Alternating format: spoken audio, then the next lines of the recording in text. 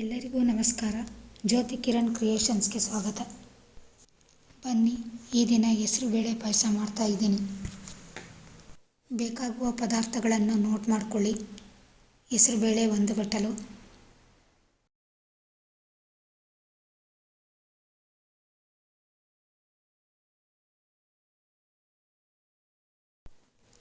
ಬೆಲ್ಲ 3/4 ಬಟ್ಟಲು,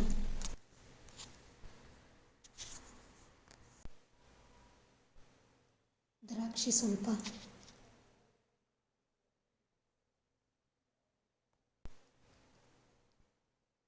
ಗೋಡಂಬಿ ಸ್ವಲ್ಪ,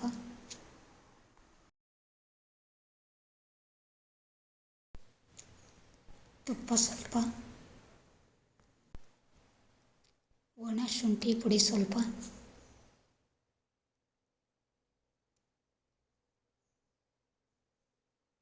ತುರಿದ ಕೊಬ್ಬರಿ ಸ್ವಲ್ಪ.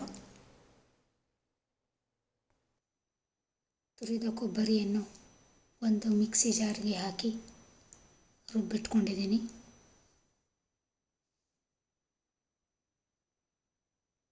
ಬೆಲ್ಲಕ್ಕೆ ಸ್ವಲ್ಪ ನೀರು ಹಾಕಿ ಕರಗಿಸಿ ಸೋಸಿ ಬೆಲ್ಲದ ನೀರು ಮಾಡಿಟ್ಕೊಂಡಿದ್ದೀನಿ. ಗ್ಯಾಸ್ ಹೊತ್ತಿಸಿ ಒಲೆಯ ಮೇಲೆ ಒಂದು ಪಾನನ್ನಿಟ್ಟು ಸ್ವಲ್ಪ ತುಪ್ಪ ಹಾಕಿ ಗೋಡಂಬಿಯನ್ನು ಹುರಿದು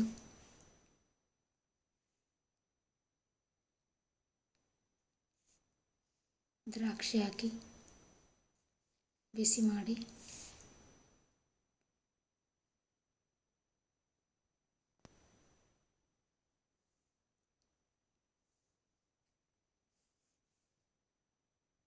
ಒಂದು ಬಟ್ಟಲಿಗೆ ಹಾಕಿಟ್ಕೊಂಡಿದ್ದೀನಿ.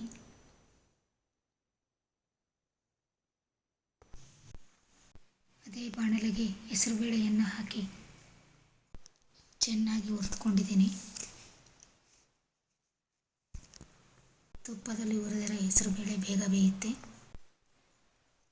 ಒಲೆಯ ಮೇಲೆ ಒಂದು ಪಾತ್ರೆಯನ್ನಿಟ್ಟು ನೀರು ಹಾಕಿ ನೀರು ಚೆನ್ನಾಗಿ ಕುದಿಯುವಾಗ ಹುರಿದಿಟ್ಟುಕೊಂಡ ಹೆಸರುಬೇಳೆ ಹಾಕಿ 5 ನಿಮಿಷ ಬೇಯಿಸಿದ್ದೀನಿ.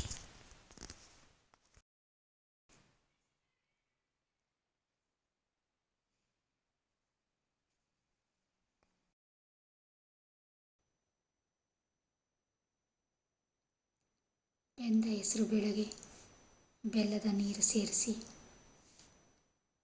1 ನಿಮಿಷ ಕುದಿಸಿದ್ದೀನಿ.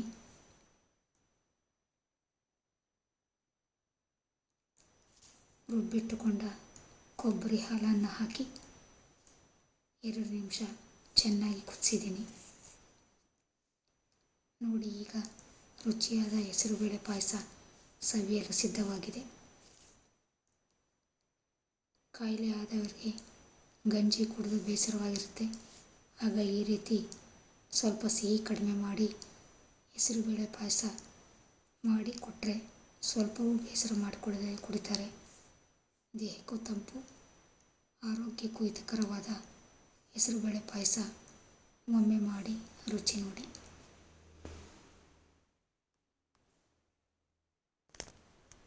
Thank you.